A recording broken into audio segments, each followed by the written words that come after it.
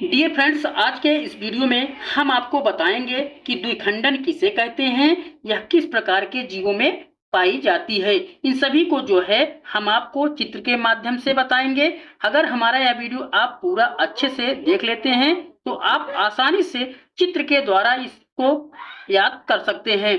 तो चलिए जो है हम आपको इसको बताते हैं। द्विखंडन, तो देखिए इसमें द्विखंडन का अर्थ क्या होता है, आप पहले इसको समझ लीजिए। द्विखंडन का मतलब होता है दो भाग। द्वि का मतलब होता है दो और खंडन का मतलब होता है भाग। कोई जंतु दो भागों में टूट रहा है या विभाजित हो रहा है उसी को कहते हैं द्विखंडन। चलिए इसकी परिभाषा को समझते हैं।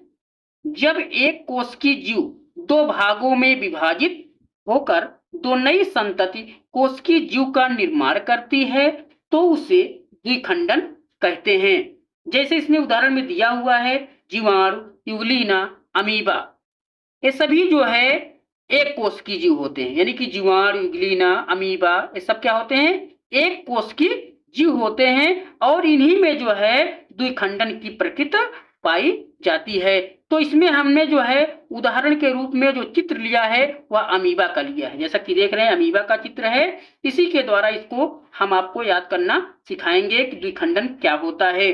चित्र के द्वारा इसको आसानी से हम आपको याद करना सिखाएंगे। तो चलिए जो है चित्र के द्वारा इसको याद करना सिखाते हैं आपको।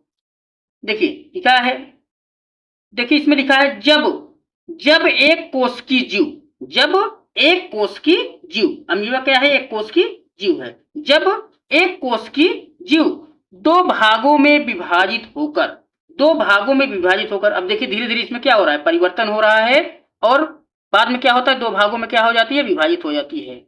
यानी कि जब एक कोश की जीव दो भागों में विभाजित होकर, जब एक कोश की जीव दो भागों में विभाजित होकर दो नई संतति कोश की जीव का निर्माण करती है। भाई जब दो भागों में विभाजित हो जाएगा तो दो नई संतति कोश की जीव का क्या करेगी, निर्माण करती है। देखिए दो नई संतति कोश की जीव का क्या कर रही है, निर्माण करती है। तो उसे द्विखंडन कहते हैं। तो उसे क्या कहते हैं, द्विखंडन कहते हैं। एक बार पुनः जो है चित्र के माध्यम से इसको याद करना सीख लीजिए।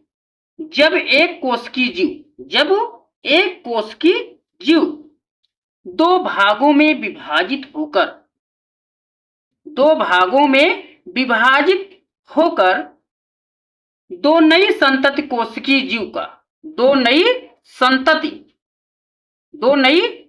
कोश की जीव का निर्माण करती है तो उसे द्विखंडन कहते हैं। तो देखिए दो भागों में विभाजित हो जाती है तो दो नई संतानें उत्पन्न होती हैं और इसी को कहते हैं संतति कोश की जीव। यानी कि दो नई संतति कोश की जीव का निर्माण करती हैं तो उसे द्विखंडन कहते हैं। इस तरीके से इसको आप आसानी से याद कर सकते हो। तो वीडियो पसंद आया हो तो प्लीज हमें कमेंट करके